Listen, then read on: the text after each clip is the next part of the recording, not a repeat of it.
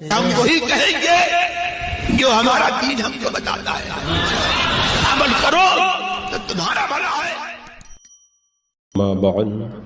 اعوذ باللہ من الشیطان الرجیم، بسم اللہ الرحمن الرحیم۔ ان اللہ وملائکتہ یصلون علی النبی یا ایہا الذین آمنوا صلوا علیہ وسلموا تسلیما۔ اللہم صلی علی سیدنا و شفیعنا و حبیبنا و مولانا محمد وبارک وسلم صلاۃ و سلام علیک یا رسول اللہ صلی اللہ تعالی علیہ وسلم۔ یہ ایک صاحب ہے، ان کا سوال یہ ہے کہ میں جس شخص کے یہاں کام کرتا ہوں وہ غیر مسلم ہے اور مجھے دیوالی کے بونس کے طور پر کچھ رقم دیتا ہے، تو کیا اس کا لینا جائز ہے؟ ہندو جو دیوالی کا بونس دیتے ہیں اس کے بارے میں سائل پوچھ رہے ہیں کہ اس کو لینا جائز ہے یا نہیں۔ جو مال یا سامان غیر مسلم اپنی خوشی سے دے، اس کا لینا اور اس کا استعمال کرنا جائز ہے، کیونکہ ہندوستان کے کافر حربی ہیں اور کافر حربی کا مال بغیر دھوکہ اور بد عہدی کے اس کی خوشی سے ملے تو اس کو لے سکتے ہیں۔ ہاں، البتہ اس بات کا خیال رکھا جائے کہ دیوالی کے موقع پر رقم ملنے کی وجہ سے یا یوں ہی ان کو دیوالی کی مبارکباد نہ دی جائے اور یوں ہی جو ہے وہ دیوالی کی کسی غلط رسم کے اندر شرکت نہ کی جائے، یا جو چیزیں وہ اپنی مورتی پہ چڑھاتے ہیں ان کے چڑھاوے کی چیزوں کو نہ لیا جائے۔ باقی جو رقم وغیرہ بونس کے طور پر وہ دیتے ہیں تو کافر حربی کا مال اس کی خوشی سے مل رہا ہے، اس کو لینا جائز ہے، واللہ تعالی اعلم۔ ایک صاحب یہ پوچھ رہے ہیں کہ ہمارے اسکول میں غیر مسلم تہوار آتا ہے تو اسے منانے کے لیے سب سے پیسے مانگتے ہیں اور اسکول میں اس کو مناتے بھی ہیں، تو تہوار میں پیسہ دینا اور ان کے ساتھ میں تہوار منانا کیسا ہے؟ کفار کے مذہبی تہوار میں شریک ہونا یہ ناجائز و حرام ہے، اور اگر اچھا سمجھ کر کے کوئی کفار کے مذہبی تہوار میں شریک ہوتا ہے تو یہ کفر ہے، وہ ایمان ہی سے خارج ہو جائے گا۔ تو اور کچھ تہوار تو ان کے ایسے ہیں جیسے درگا پوجا وغیرہ، ان میں اگر کوئی خوشی سے چندہ بھی دے دے تب بھی کفر ہو جائے گا، تو لہذا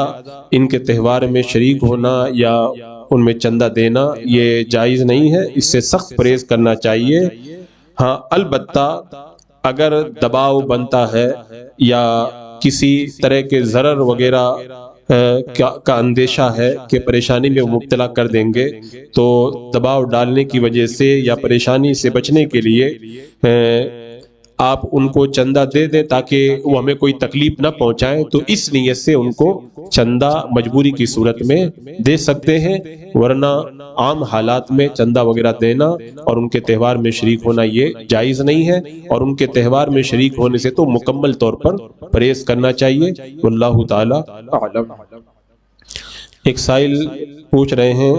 کہ اللہ کے رسول صلی اللہ تعالی علیہ وسلم کی نماز جنازہ کس نے پڑھائی؟ آقا کریم صلی اللہ تعالی علیہ وسلم کے جنازے کی نماز کے حوالے سے علماء کرام کے مابین اختلاف ہے۔ بعض علماء نے یہ فرمایا کہ اللہ کے رسول صلی اللہ تعالی علیہ وسلم کی نماز جنازہ معروف طریقے سے نہیں ہوئی، جیسے عام طور پر کسی مسلمان کی نماز جنازہ پڑھی جاتی ہے، ایسے اللہ کے رسول علیہ الصلوۃ والسلام کی نماز جنازہ نہیں پڑھی گئی، بلکہ لوگ گروہ در گروہ آتے تھے اور آپ کی بارگاہ میں صلاۃ و سلام پیش کر کے نکل جاتے تھے۔ اور ایک روایت میں یہ ہے کہ جب اللہ کے رسول صلی اللہ تعالی علیہ وسلم کے غسل سے فراغت ہوئی تو حضرت مولا علی رضی اللہ تعالیٰ عنہ نے فرمایا کہ آپ کے آگے کوئی امام بن کر کے کھڑا ہو یہ کیسے ہو سکتا ہے، کیونکہ اللہ کے رسول صلی اللہ تعالی علیہ وسلم کی دنیاوی زندگی میں اور آپ کے وصال کے بعد میں کوئی آپ کے آگے کھڑا ہونے کی جسارت نہیں کر سکتا، تو لوگ گروہ در گروہ آتے تھے اور آپ کی بارگاہ میں صلات پیش کرتے تھے۔ اور اللہ کے رسول علیہ الصلوۃ والسلام نے خود بھی ارشاد فرمایا کہ جب میرے غسل اور میرے کفن سے فارغ ہو جاؤ تو باہر چلے جاؤ، سب سے پہلے جبریل امین علیہ الصلوۃ والسلام مجھ پر صلات پیش کریں گے، پھر میکائیل علیہ السلام مجھ پر صلات پیش کریں گے، اس کے بعد میں حضرت اسرافیل علیہ السلام مجھ پر صلات پیش کریں گے، اور پھر اس کے بعد میں حضرت ملک الموت اپنے لشکروں کے ساتھ میں آئیں گے اور مجھ پر صلات پیش فرمائیں گے، پھر گروہ در گروہ تم حاضر ہونا اور مجھ پر درود و سلام عرض کرنا۔ تو ان روایتوں سے یہ پتہ چلتا ہے کہ اللہ کے رسول صلی اللہ تعالی علیہ وسلم کی نماز جنازہ مشہور طریقے سے، معروف طریقے سے نہیں پڑھی گئی، بس جماعتیں مختلف اندر جاتی تھی، صلاۃ و سلام آپ کی بارگاہ میں پیش کرتی تھی اور باہر آ جاتی تھی۔ اور بعض علماء نے یہ فرمایا کہ جیسے عام طور پر معروف طریقے سے نماز جنازہ ہوتی ہے، ویسے آپ کی بھی نماز جنازہ ہوئی تھی سب سے۔ اور حضرت ابو بکر صدیق رضی اللہ تعالیٰ عنہ نے جب آپ کے جنازے کی نماز ادا کر لی، اس کے بعد میں کسی نے بھی آپ کی جنازے کی نماز جو ہے وہ نہیں پڑھی۔ واللہ تعالیٰ اعلم۔ یہ ایک صاحب کا سوال ہے کہ کوئی شخص حضور تاج الشریعہ رحمۃ اللہ تعالی علیہ کا مرید ہو اور وہابی دیوبندی کے ساتھ کاروبار کرتا ہے اور ان کے ساتھ میں کھانا پینا رکھتا ہے اور ان کے گھر پہ دعوت کھانے بھی جاتا ہے، تو کیا وہ حضور تاج الشریعہ رحمۃ اللہ تعالی علیہ کا مرید رہ سکتا ہے؟ اگر کسی سنی صحیح العقیدہ نے حضور تاج الشریعہ علیہ رحمہ کے دست پاک پر بیعت کی اور اہل سنت کے سچے عقائد پر وہ قائم ہے، اور جن لوگوں پر کفر کا حکم ہے ان لوگوں کو کافر مانتا ہے، تو پھر وہ حضور تاج الشریعہ رحمۃ اللہ تعالی علیہ کا مرید ہی ہے، اگرچہ بد مذہبوں کے ساتھ میں اس کے جن معاملات کا ذکر ہوا یہ سب ناجائز و حرام ہے، کیونکہ جو بھی حضور تاج الشریعہ رحمۃ اللہ تعالی علیہ کے دست پاک پہ مرید ہوا کرتا تھا تو حضرت یہ وعدہ لیتے تھے کہ بد مذہبوں کی صحبت سے دور رہوں گا۔ تو عام انسانوں سے جو وعدہ کیا جاتا ہے اس کو بھی جب پورا کیا جاتا ہے، تو جب اتنے بڑے اللہ کے ولی کے ہاتھوں میں ہاتھ دے کر کے وعدہ کر چکا ہے وہ بندہ کہ میں بد مذہبوں کی صحبت سے دور رہوں گا، تو اس وعدے کو بھی ضرور پورا کرنا چاہیے اور بد مذہبوں کی صحبت سے پرہیز کرنا چاہیے، توبہ و استغفار کرنا چاہیے، کیونکہ ایک تو یہ ناجائز و حرام ہے ہی، کیونکہ حدیث پاک کے اندر موجود ہے ایاکم و ایاہم، یعنی ان کو دور رکھو اور ان سے دور رہو تاکہ وہ تمہیں گمراہ نہ کر دیں۔ تو ایک تو ان سے دوری کا حکم ہے، اس کے علاوہ ایک بڑا وبال یہ ہے کہ معاذ اللہ اگر ان کی صحبت اسی طرح رہی تو کہیں ایمان بندے کا نہ چلا جائے، ان کے برے عقائد یہ خود قبول کر کے ایمان سے خارج نہ ہو جائے، لہذا ایسے شخص پہ توبہ استغفار کرنا لازم ہے، اور بد مذہبوں کی صحبت سے پرہیز کرنا اس کے اوپر سب سے بڑا فرض ہے، وہ ان کی صحبت سے سخت پرہیز کرے، واللہ تعالی اعلم۔ ایک سائل کا یہ سوال ہے کہ کسی سے دشمنی ہو جائے تو مزار پر جا کر کے دشمن کے مرنے کی دعا اگر کوئی کرے تو کیا ایسی دعا کرنا جائز ہے؟ صحیح شرعی غرض کے بغیر کسی کے مرنے کی دعا کرنا یہ جائز نہیں ہے، کیونکہ اللہ کے رسول علیہ الصلوۃ والسلام نے ارشاد فرمایا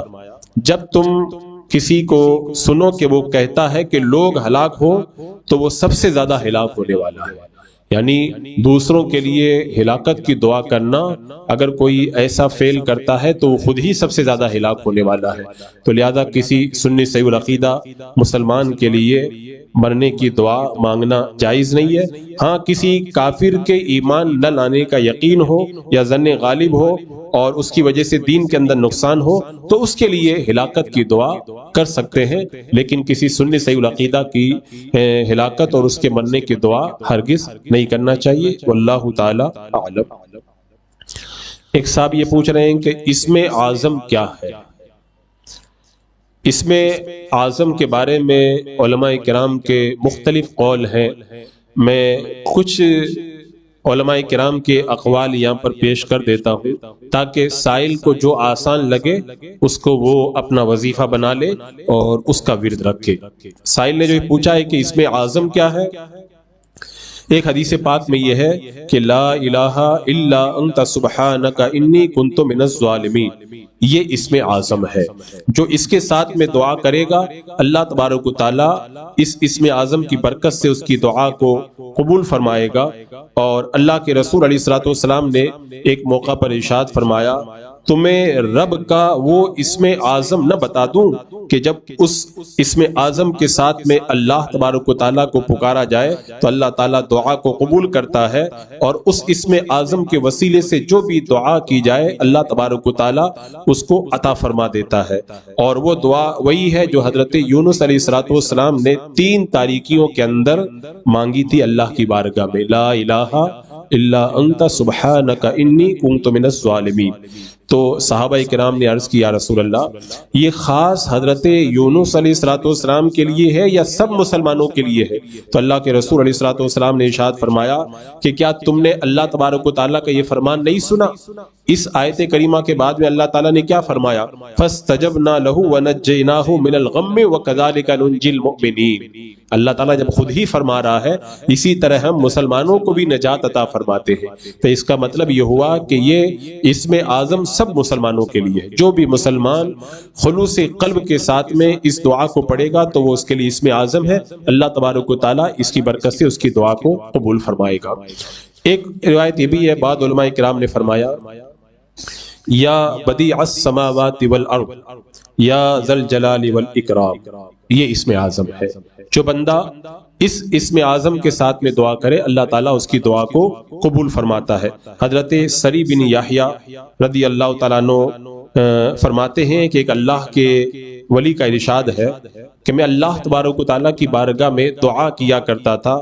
کہ اے اللہ مجھے اسم اعظم سکھا دے۔ تو کہتے ہیں ایک بار میں نے آسمان پر ایک ستارہ دیکھا اور اس ستارے پہ لکھا ہوا تھا یا بدیع السماوات والارض یا ذی الجلال والاکرام۔ تو اللہ تبارک و تعالیٰ نے ستارے پر لکھا ہوا یہ اسم اعظم اس اللہ کے ولی کو دکھایا۔ تو اس سے یہ پتہ چلتا ہے کہ یا بدیع السماوات والارض یا ذی الجلال والاکرام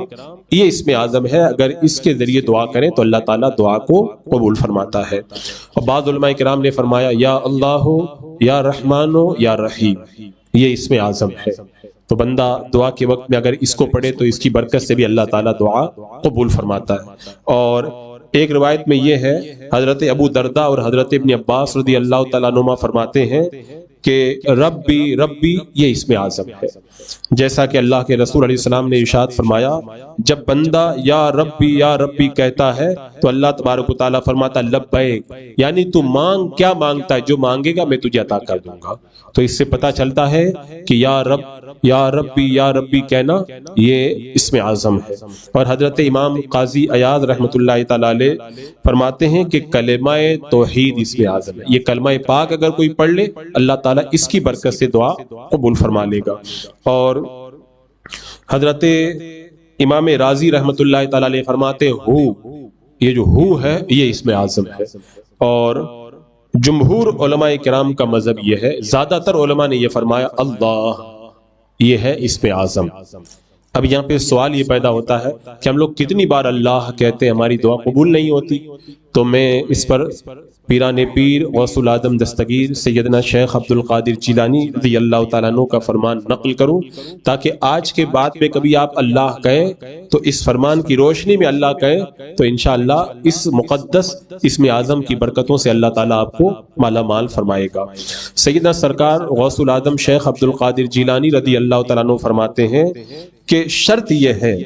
کہ جو بندہ اللہ کہے اس وقت اس کے دل میں اللہ کے سوا کچھ بھی نہ ہو،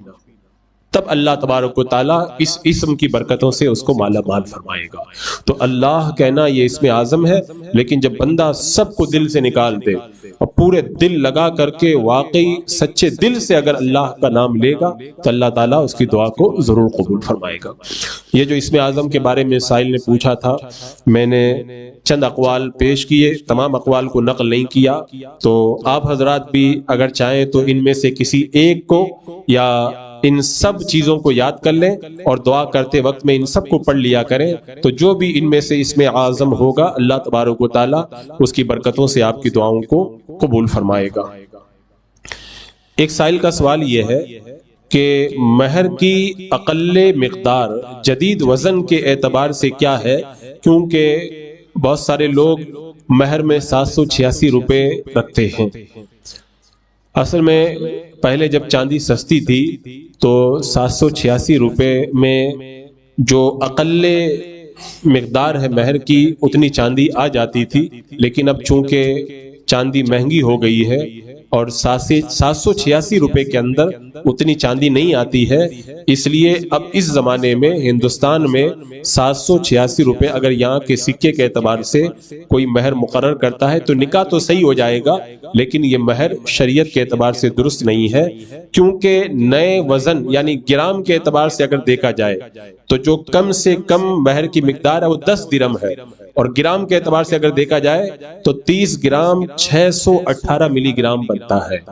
آپ مارکیٹ میں چلے جائیں اور 30 گرام 618 ملی گرام اگر چاندی آپ مارکیٹ سے خریدیں گے تو 786 روپے کے اندر اتنی چاندی آپ کو نہیں مل پائے گی۔ لہذا اگر آپ کم سے کم مہر نکاح میں رکھنا چاہتے ہیں تو 30 گرام 618 گرام ملی گرام چاندی جتنے روپے میں آ جاتی ہے کم سے کم اتنا مہر رکھنا ضروری ہے۔ واللہ تعالی عالم۔ یہ ایک صاحب پوچھ رہے ہیں کہ بالوں کو الگ الگ رنگوں سے رنگنا جائز ہے یا نہیں۔ آج کل یہ فیشن چلا ہوا ہے کہ لوگ طرح طرح کے کلر اپنے بالوں میں لگواتے ہیں اور اپنے بالوں کو الگ الگ رنگوں سے رنگواتے ہیں۔ حدیث پاک کے اندر ہے، اللہ کے رسول علیہ الصلوۃ والسلام نے ارشاد فرمایا، یعنی حدیث پاک کا مفہوم یہی ہے کہ سیاہ رنگ سے منع کیا گیا، اور جو چیز بھی بالوں کو کالا کرے اس سے منع فرمایا گیا ہے۔ اب چاہے مہندی سے بال کالے کیے جائیں یا نیل سے کالے کیے جائیں یا کسی کلر سے کالے کیے جائیں، کسی بھی طریقے سے بالوں پہ کچھ لگا کر کے بالوں کو کالے رنگ سے رنگنا ناجائز و حرام ہے۔ ہاں، کالے کلر کے علاوہ اگر دوسرے رنگ سے کوئی اپنے بالوں کو رنگ رہا ہے تو یہ رنگنا جائز ہے، لیکن اس کے اندر کچھ باتوں کا خیال رکھنا ہوگا۔ ایک تو اس بات کا خیال رکھنا ہوگا کہ وہ رنگ ایسا نہ ہو جس کے اندر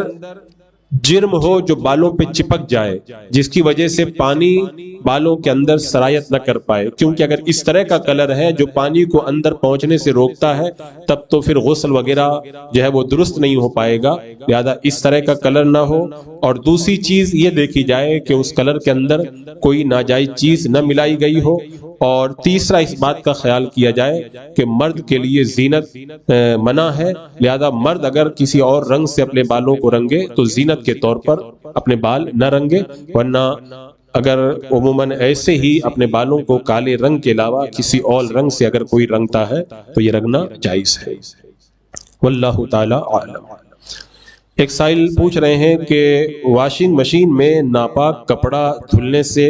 پاک ہوگا یا نہیں۔ واشنگ مشین میں جس طریقے سے کپڑے دھلے جاتے ہیں وہ آپ حضرات کو خوب معلوم ہے کہ مشین میں جب کپڑا ڈال دیا جائے، اگر صرف اس کپڑے کو ڈالا جائے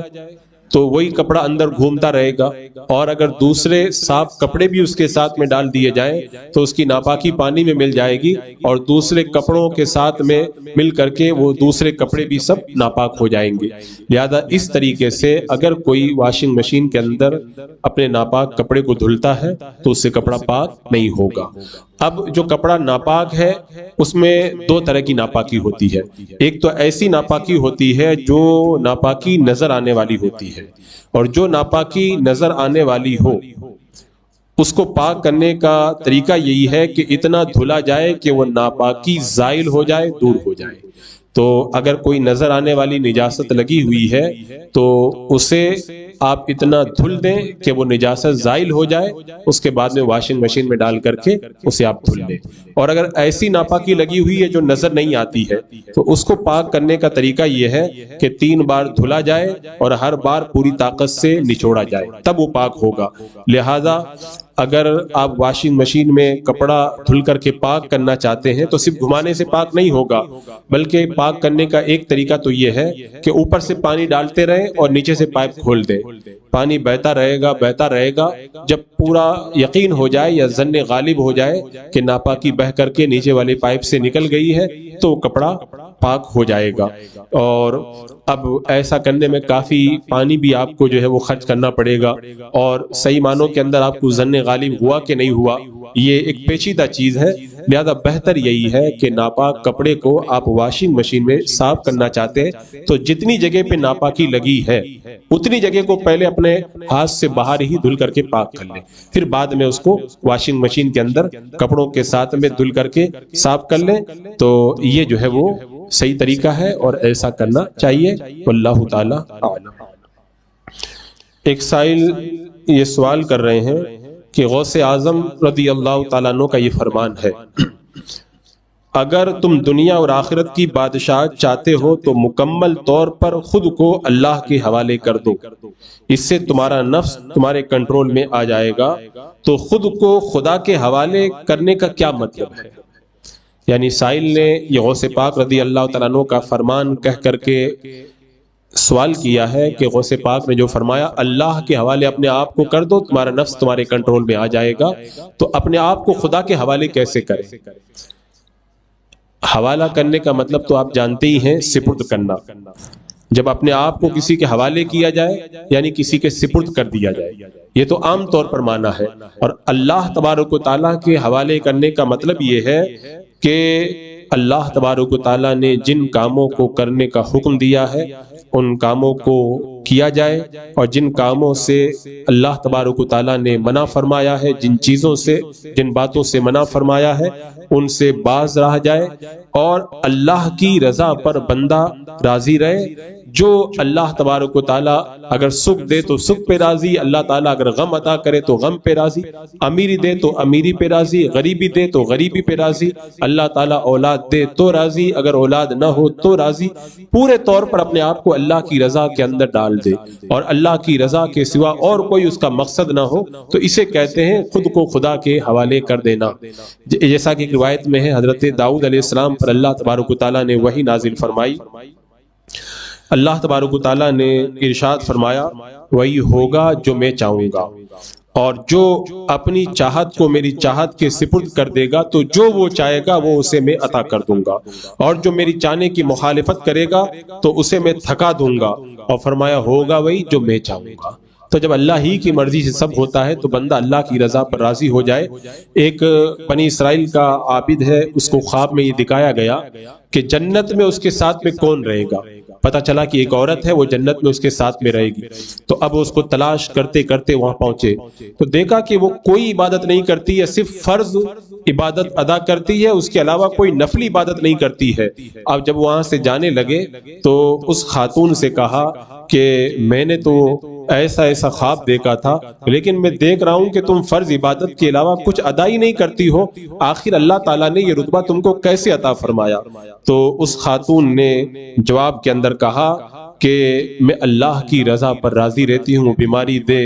تو میں تندرستی نہیں چاہتی، وہ اگر مجھے دھوپ میں رکھے تو میں سایہ نہیں مانگتی، جو اللہ چاہتا ہے وہی میں چاہتی ہوں، اس لیے اللہ تعالیٰ نے مجھے یہ مقام عطا فرمایا ہے۔ تو جو بندہ اس طرح اللہ کی رضا پہ راضی ہو جائے، اللہ کے احکام پہ عمل کرے، تو یہ خود کو اللہ کے حوالے کرنا ہے، اور جو بندہ ایسا کر لے گا اللہ تبارک و تعالیٰ اسے دنیا اور آخرت کے اندر کامیابی اور کامرانی عطا فرمائے گا، واللہ تعالیٰ عالم۔ ایک سائل پوچھ رہے ہیں کہ شیئر بازار میں الگ الگ طرح کی تجارت ہوتی ہے، ایک تو ایکویٹی شیئرز جن میں شیئر خرید کر کبھی بھی بیچا جا سکتا ہے، اور دوسرا طریقہ یہ ہے کہ انٹر ڈے، اس میں جو ہے وہ شیئر صبح کو خرید کر کے شام سے پہلے بیچنا ہوتا ہے، اگر بازار بند ہو گیا تو پیسہ ڈوب جاتا ہے، تو اس طرح سے کاروبار کرنا کیسا ہے؟ شیئر مارکیٹ میں پیسہ لگانے کے حوالے سے اس سے پہلے بھی ایک سوال آیا تھا، میں نے مختصر طور پر اس کا وہاں پر جواب دے دیا تھا، وہیں پر میں نے یہ بتایا تھا کہ ایکویٹی شیئرز کے طور پر شیئر مارکیٹ میں حصہ لینا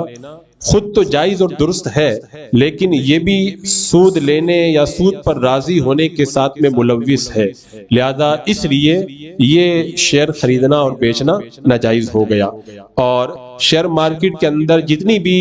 خریدنے اور بیچنے کی صورتیں ہیں، زیادہ تر کے اندر اس طرح کی کوئی نہ کوئی خرابی پائی جاتی ہے، لہذا عام طور پر مسلمانوں کو یہی مشورہ دیا جاتا ہے کہ شیئر بازار کے اندر شیئر خریدنے اور بیچنے سے مکمل طور پر پرہیز کیا جائے، اور جو بھی پیسہ کمانے کا جائز طریقہ ہے اس طریقے سے کاروبار کیا جائے، واللہ تعالی اعلم۔ یہ ایک سائل ہیں، ان کا سوال یہ ہے کہ فرض نماز کے بعد دل پر اور سر پر ہاتھ رکھ کر کے کون سی دعا پڑھی جاتی ہے؟ فرض نماز کے بعد میں دل پر اور سر پر ہاتھ رکھ کر ایک دعا تو وہی پڑھی جاتی ہے جو عام طور پر مشہور ہے، یعنی 7 مرتبہ یا قویو یا قویو یا قویو۔ اس سے یہ اللہ تبارک و تعالیٰ کے نام کی برکت سے اللہ تبارک و تعالیٰ دل کو اور دماغ کو قوت عطا فرماتا ہے اور رنج و الم فکر و غم سے نجات عطا فرماتا ہے۔ یہ بھی بڑا اچھا وظیفہ ہے، اور ہمارے بزرگوں نے مختلف روایتوں سے ایک اور دعا بھی اس سلسلے میں نقل فرمائی ہے۔ اعلیٰ حضرت امام اہل سنت مجدد دین و ملت امام احمد رضا خان علی رحمت و رضوان نے اپنے وظائف کی کتاب الوظیفۃ الکریمہ کے اندر بزرگوں سے ایک دعا نقل فرمائی ہے کہ ماتھے پر دائنا ہاتھ رکھ کر کے اگر فرض نماز کے بعد یہ دعا پڑھ لی جائے، بسم اللہ الذی لا الہ الا هو الرحمن الرحیم اللہم اذہب عنی الہم والحزن، اگر اس دعا کو پڑھ لیا جائے تو اللہ تعالیٰ ہر غم اور ہر پریشانی سے اس کو نجات عطا فرما دیتا ہے۔ دعا جو میں نے ابھی بتائی، بسم اللہ الذی لا الہ الا هو الرحمن الرحیم اللہم اذہب عنی الہم والحزن، اس دعا کو یاد کر لیں، اس کی پابندی کریں، بلکہ بہت سارے ہمارے بزرگوں نے تو فرمایا کہ اس دعا کو چھوڑنا ہی نہیں چاہیے، اس کی برکتیں بے شمار ہیں، واللہ تعالی اعلم۔ یہ کسی نے سوال بھیجا ہے کہ کیا خواتین بالوں میں جوڑا باندھ کر کے غسل کر کے نماز پڑھ سکتی ہے؟ یہ جو عورتیں سر کے بالوں کو اوپر سے باندھ لیتی ہیں جوڑا بنا کر کے، اس کو باندھ کر کے غسل کرنا اور نماز پڑھنا جائز ہے یا نہیں؟ جوڑا باندھ کر کے نماز پڑھنا مرد کے لیے تو جائز نہیں ہے۔ اگر کوئی مرد اپنے بڑے بالوں کو سر پر جوڑا باندھ کر کے ایسا کرتا ہے تو یہ جائز نہیں ہے، اس سے نماز مکروہ ہوتی ہے۔ ہاں البتہ عورت جوڑا باندھ کر کے نماز پڑھ سکتی ہے، اور اس کی نماز، عورت کی نماز بغیر کسی کراہت کے درست ہے۔ اور غسل کا جو سوال ہوا، تو عورت اگر چوٹی باندھے ہوئے ہے یا جوڑا باندھے ہوئے ہے، بالوں کی جڑ کو اگر تر کر لیتی ہے تب تو پھر وہ جوڑا اور چوٹی باندھ کر کے غسل کر سکتی ہے، لیکن اگر چوٹی اتنی سخت گندی ہوئی ہے کہ بغیر کھولے ہوئے جڑیں تر نہیں ہو پائیں گی بالوں کی، تو پھر بالوں کو کھولنا یہ ضروری ہوگا، بغیر کھولے ہوئے غسل ادا نہ ہوگا، واللہ تعالی اعلم۔ ایک سائل یہ پوچھ رہے ہیں کہ نماز میں گلے کی ہڈی دکھنا کیسا ہے، اور اگر نیت باندھنے کے بعد یاد آئے کہ اوپر کا بٹن کھلا ہوا ہے تو اب کیا کرے؟ ایسے ہی نماز پڑھ لے یا نماز توڑ کر کے بٹن بند کرے پھر سے پڑھے؟ اگر گلے کا بٹن کھلا ہوا ہے تو اس سے نماز مکروہ تنزیہی ہوتی ہے، اور اگر نیچے کوئی کپڑا ہے تو پھر مکروہ تنزیہ بھی نہیں ہوگی، اور اگر سینے کی ہڈی تک کھلا ہوا ہے، بٹن کھلا ہے اور سینے کی ہڈی تک جو ہے وہ نظر آ رہا ہے، تب تو نماز مکروہ تحریمی ہوگی اور ایسی نماز کو پھر سے ادا کرنا واجب ہوگا۔ لیکن اگر سینے کی ہڈی تک کھلا ہوا ہے لیکن اوپر سے کوئی کپڑا ہے، جیسے سوٹر پہنا ہوا ہے یا اور کوئی کپڑا اوپر سے ہے، تب پھر نماز مکروہ تحریمی نہیں ہوگی۔ یعنی خلاصہ یہی ہے کہ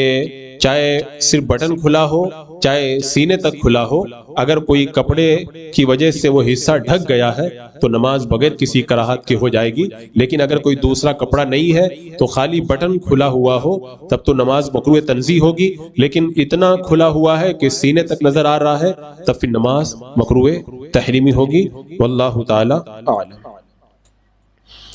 ایک سائل کا سوال یہ ہے کہ اگر انجانے میں کسی دیوبندی وہابی امام کے پیچھے نماز پنجگانہ پڑھ لی تو کیا حکم شرع ہے، اور جب پتہ چل جائے تو کیا نماز دورانی ہوگی؟ اگر انجانے میں دیوبندی امام کے پیچھے نماز پڑھ لی تو آپ کو یہ تو پتہ ہی ہے کہ اللہ کے رسول صلی اللہ تعالی علیہ وسلم کی شان اقدس میں گستاخی کی وجہ سے دیوبندی ایمان سے خارج ہیں، تو جب ان کا ایمان ہی نہیں ہے تو ان کی نماز نہیں ہے،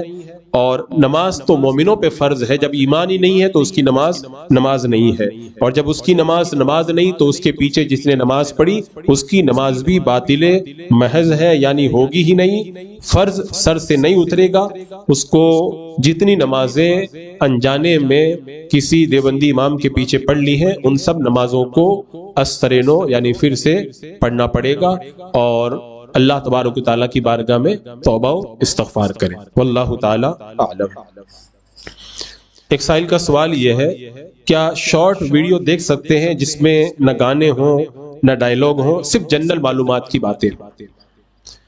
دینی معلومات اور جنرل نالج کے لیے آڈیو جس کے اندر کوئی تصویر نہ ہو یا کسی اور طریقے سے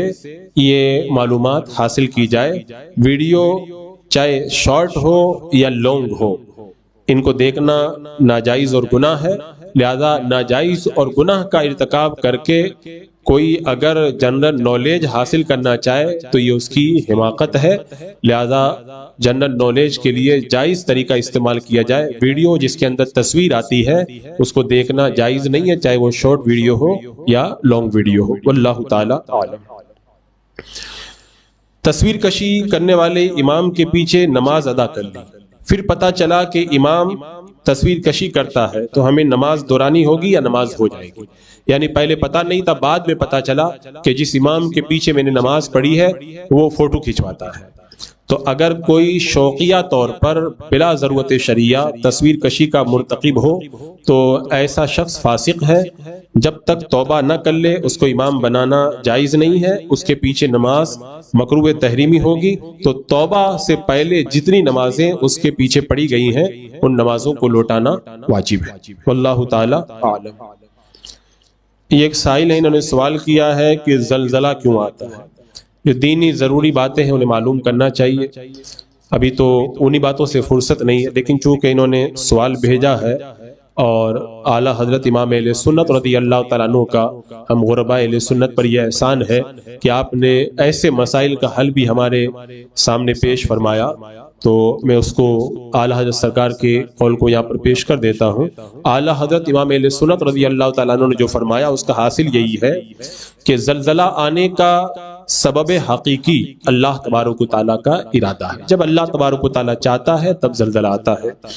اور فرماتے ہیں اعلیٰ حضرت سرکار کہ زلزلہ آنے کا جو اصلی باعث ہے وہ آدمیوں کے گناہ ہے، یعنی بندوں کے جب گناہ بڑھ جاتے ہیں تو پھر زلزلہ آیا کرتا ہے۔ اب یہ زلزلہ کیسے پیدا ہوتا ہے تو اعلیٰ حضرت سرکار فرماتے ہیں کہ پیدا یوں ہوتا ہے کہ ایک پہاڑ تمام زمین کو گھیرے ہوئے ہے اور اس کے ریشے اندر سے سب جگہ پھیلے ہوئے ہیں، جیسے جو بڑا درخت ہوتا ہے اس کی جڑیں دور تک اندر پھیلی ہوئی ہوا کرتی ہے۔ جس زمین پر معاذ اللہ زلزلہ کا حکم ہوتا ہے تو پہاڑ اس حصے کی زمین کی طرف جو اس کی رگ گئی ہوئی ہے اس کو حرکت دیتا ہے، تو پھر وہ زمین ہلنے لگ جاتی ہے اور اس علاقے کے اندر زلزلہ واقع ہوتا ہے۔ واللہ تعالی عالم۔ یہ ایک سائل نے سوال بھیجا ہے کہ کسی وہابی دیوبندی کے ذبیحہ کا کیا حکم ہے؟ زید نے انجانے میں دیوبندی وہابی کا ذبیحہ کھا لیا تو کیا حکم ہے؟ وہابی دیوبندی یہ وہ فرقے ہیں جن پر کفر کا حکم ہے، کفریہ عقائد کی وجہ سے یہ ایمان سے خارج ہیں، تو جب یہ ایمان سے خارج ہیں تو پھر یہ سوال کرنا کہ ان کا ذبیحہ کا کیا حکم ہے، یہ تو سمجھ میں نہیں آتا۔ اگر سائل کو ان کے کفری عقائد کے بارے میں معلوم نہیں ہے تو اسے چاہیے کہ علماء اہل سنت سے ان کے کفری عقائد کی معلومات کرے۔ بہرحال ان کے سوال کا جواب یہی ہے کہ جب یہ کافر و مرتد ہیں اور کافر و مرتد کا ذبیحہ ناجائز و حرام ہے، لہذا اس کو کھانا ناجائز ہے۔ اگر معلوم نہیں تھا، ان کا ذبیحہ کھا لیا، بعد میں جب پتہ چلا تو توبہ و استغفار کرے۔ واللہ تعالی اعلم۔ ایک سوالات کا جو ایک بڑا لمبا سلسلہ ہے، اور اگر میں سوالات کے جواب دینے میں لگا رہا تو مجھے لگتا ہے کہ دوسرے کام رہ جائیں گے۔ کتنا وقت ہو گیا؟ نہیں 38 منٹ ہو گیا ہے، کافی لمبا۔ ایک دو سوال پیش کر دیتا ہوں میں۔ اور یہ آج کل واٹس ایپ وغیرہ پر مومن کی موت کی خبر سن کر انا للہ و انا الیہ راجعون لکھتے ہیں، اور اسی رسم الخط کے تقریباً تمام اسٹیکر بنے ہوئے ہیں۔ یعنی جو واٹس ایپ وغیرہ پہ جو لوگ اسٹیکر بھیجتے ہیں انا للہ و انا الیہ راجعون، اس کے اندر اس طرح لکھا رہتا ہے کہ قرآن پاک میں تو راجعون کی را پر کھڑا زبر ہے، الف نہیں ہے، اور جو واٹس ایپ وغیرہ پہ میسج بھیجتے ہیں وہ را الف زبر را لکھ کر کے بھیجتے ہیں، را کے اوپر اس کے اندر کھڑا نہیں لکھا رہتا ہے۔ تو کیا الف کے رسم الخط کے ساتھ لکھنا درست ہے؟ اور جو لوگ انجانے میں لکھتے ہیں ان کے لیے کیا حکم ہے؟ اصل میں قرآن مقدس کا جو رسم الخط ہے یہ رسم عثمانی ہے، اور رسم عثمانی یہ توقیفی ہے۔ قرآن پاک کو رسم عثمانی کے خلاف لکھنا شرعاً جائز نہیں ہے۔ اس رسم کے اوپر پوری امت کا اتفاق ہے، لہذا چاہے کوئی واٹس ایپ پہ میسج لکھے یا اسٹیکر کو جو ہے فارورڈ کرے، وہ چاہے انا للہ و انا الیہ راجعون یا کوئی بھی قرآن کی آیت لکھے، تو قرآن مقدس کا جو رسم عثمانی ہے اسی رسم کے اندر لکھ کر کے بھیجنا جائز ہے اور لکھنا جائز ہے۔ اس کے علاوہ کسی اور طریقے سے رسم عثمانی کے خلاف اگر کوئی لکھتا ہے یا اس کو بھیجتا ہے تو یہ ناجائز اور گناہ ہے، اس سے پرہیز کرنا چاہیے۔ واللہ تعالی اعلم۔ ایک صاحب کا سوال یہ ہے کہ اگر انجانے میں کسی دیوبندی وہابی امام کے پیچھے نماز جنازہ پڑھ لی تو کیا حکم ہے؟ جب پڑھا تو پتہ نہیں تھا، پڑھنے کے بعد میں معلوم ہوا۔ وہابی دیوبندی شان رسالت مآب صلی اللہ تعالی علیہ وسلم میں گستاخی کی وجہ سے کافر و مرتد اسلام سے خارج ہے۔ ان کے کفریہ عقائد کو جانتے ہوئے ان کی نماز جنازہ پڑھنے والا تو کافر ہو جائے گا، اسلام کے دائرے سے خارج ہو جائے گا، اور اس پر توبہ بھی لازم ہوگی، دوبارہ جو ہے وہ ایمان لانا یعنی تجدید ایمان بھی کرنا ہوگا، اور نکاح بھی دوبارہ کرنا فرض ہوگا، کیونکہ نماز جنازہ یہ دعائے مغفرت ہے، اور کافر کے لیے دعائے مغفرت کرنا یہ کفر ہے۔ لیکن سائل نے لکھا ہے کہ انجانے میں ایسا ہو گیا کہ وہابی امام کے پیچھے نماز جنازہ پڑھ لی، تو اگر سائل کو یہ پتہ نہیں تھا کہ جو نماز پڑھا رہا ہے وہ